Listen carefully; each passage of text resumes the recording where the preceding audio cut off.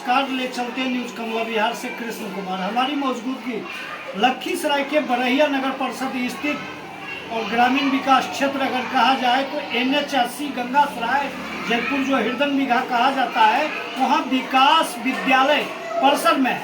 और हमारे बीच विकास विद्यालय के जो प्रिंसिपल कहे जाते हैं सूर्यमणि कुमार जी हमारे बीच मौजूद हैं और इनके द्वारा भारतीय शिक्षा व्यवस्था को लेकर एक काफ़ी अनूठा पहल किया गया है।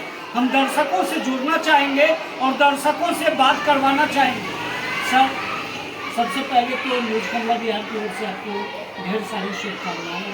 आपको भी बहुत बहुत धन्यवाद आपका और चैनल के माध्यम से मेरे सभी दर्शकों को मेरा प्रणाम। आपका धन्यवाद, आप हमारे विद्यालय आए। लखीसराय जिले में सर चर्चाओं का बाजार गर्म है कि विकास विद्यालय के द्वारा काफ़ी सेवा दी जा रही है, काफ़ी चर्चा भी बना हुआ है। क्या आगे आप बताना चाहेंगे, क्या आपका कार्यक्रम है? देखिए सर, हम युवा हैं, हम अभी देश के बहुत सारे प्रतिष्ठित एग्जामों से गुजरे हैं, उस दौर से गुजरे हैं। हम अपने विद्यालय में जितने भी छात्र हैं उनको उस दिशा में लेके जाना चाहते हैं कि आगे जो हमें अभी वर्तमान में परेशानी हुई है, अभी जैसे रेलवे का एग्ज़ाम चल रहा है, SSC का एग्ज़ाम, आगे जाके यही सब बच्चे उस सब एग्ज़ाम में बैठेंगे और परीक्षा और अपने अनुभव और अपने ज्ञान के माध्यम से उनका सभी जगह उनका चयन होगा।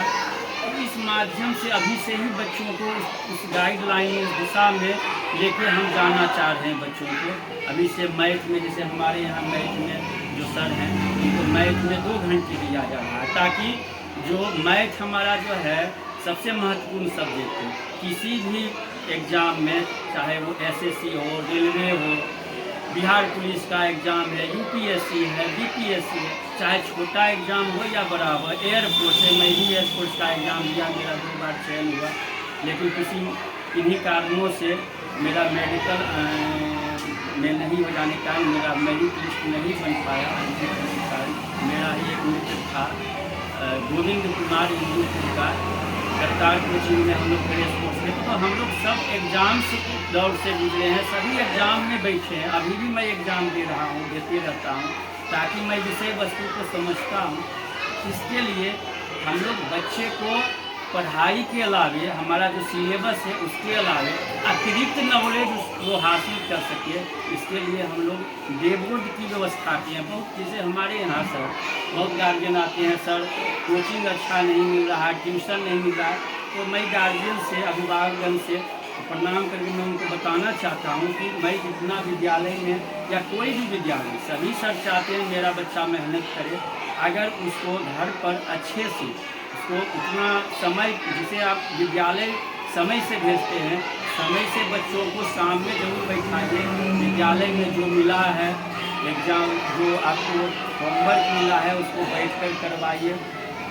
जहाँ दिक्कत है बच्चों के साथ, कहना चाहते हैं बच्चों के साथ समय दीजिए, ताकि बच्चा कुछ परेशानी हो सकता है जो आपको बताना चाहता है, लेकिन आप उसके साथ समय नहीं दे पाने के कारण वो बच्चा आपसे दूरी बनाते चला जाता है। तो आज के सर कठिन दौर में, भाग दौड़ वाली ज़िंदगी में, और जहाँ कंपटीशन काफ़ी टफ है, सीटों की संख्या दिन प्रतिदिन घटते जा रही है, मशीनरी सिस्टम हो रहा है, कंप्यूटर में AI आ गया, आर्टिफिशियल इंटेलिजेंस आने से, और बहुत सारा चीज़ मशीनरी सिस्टम होने से जॉब का अपॉर्चुनिटी घटते जा रहा है।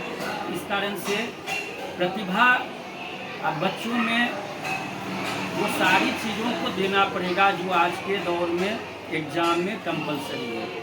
तो ये सब के कारण हम अभी डे बोर्ड की सुविधा करने जा रहे हैं, बच्चों को दे रहे हैं। 1 तारीख से मेरे यहाँ डे बोर्ड है, सुबह 8 बजकर शाम में 8 बजे तक। मैं विद्यालय के समय में किसी भी चीज़ के मैं पहले सिलेबस को देखता हूँ, ताकि वो ज़रूरी है, उसमें सभी विषयों की पढ़ाई होनी चाहिए। जैसे मैथ है, रीजनिंग है, बना रहे हैं, लेकिन इंग्लिश नहीं है तो आप फिर सफल नहीं है, क्योंकि जितना मैथ का योगदान है उतना इंग्लिश का है, उतना जनरल नॉलेज की भी जानकारी होनी चाहिए।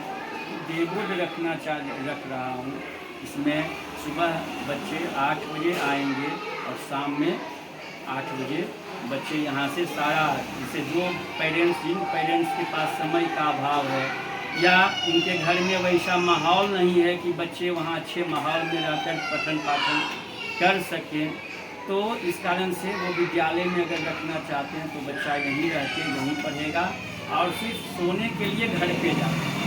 इसका हम लोग मिनिमम फीस भी रखे हुए हैं, ताकि हमारा मेन मकसद होता है सभी बच्चे विद्यालय आकर पढ़ाई कर सकें, चाहे वो किसी तबका का हों, चाहे वो अमीर हों गरीब हों, सभी ढंग के बच्चे कम फीस में भी आकर मेरा बच्चा यहाँ पढ़ ले। और कोई भी समस्या हो तो श्रीमणि सर से आकर, श्रीमणि से आकर संपर्क करें। मैं अभिभावक से हाथ जोड़कर अपील करता हूँ कि अगर कोई बच्चा पैसे के चलते अगर किन्हीं को कोई परेशानी हो रही है या वो अच्छे विद्यालय में नहीं जा पा रहा है तो हमसे ज़रूर संपर्क करें, हमारे विद्यालय में आगे। और जहाँ तक हमसे बन पाएगा सर, हम आपसे कहना चाहते हैं जहाँ तक हमसे बनेगा हम उनको ज़रूर मदद करेंगे और मेरा बच्चा ज़रूर पढ़े बढ़े। और वही अब हमारा जो है पूरा जीवन तो अब बच्चे के बीच ही गुजरना है, तो वही मेरा धन है, वही मेरी संपत्ति है और वही मेरी प्रतिष्ठा है। मेरी प्रतिष्ठा बच्चा कल होके कोई यूपीएससी करेगा, कोई बीपीएससी करेगा, कोई एनडीए कंप्लीट करेगा, कोई सीडीएस कंप्लीट करेगा, कोई कम एज में एयरफोर्स में चला जाएगा, तो यही सब मेरी संपत्ति है। और हम बच्चों के बीच ही अपना बहुमूल्य समय बिता भी रहा हूँ और आगे भी बिताऊँगा। और सभी बच्चे मेरे अच्छे हैं, आगे भी पढ़ रहे हैं और जहाँ कहीं समस्या होती है तो हम खुद से बच्चे को देखते हैं और खुद उस समस्या को सुलझाते। चलिए, तो हम बातें कर रहे थे विकास विद्यालय जो जैतपुर हिरडन बिघा कहा जाता है, तो विकास विद्यालय परिसर में जो प्रिंसिपल सुजमणि कुमार हैं उनको दर्शकों से हम बात करवा रहे थे। इनके द्वारा भारतीय शिक्षा व्यवस्था में एक अनूठा पहल किया गया है, एक विशेष उपलब्धि हासिल की गई है। तो इसी के साथ न्यूज़ कमला बिहार से कृष्ण कुमार की रिपोर्ट।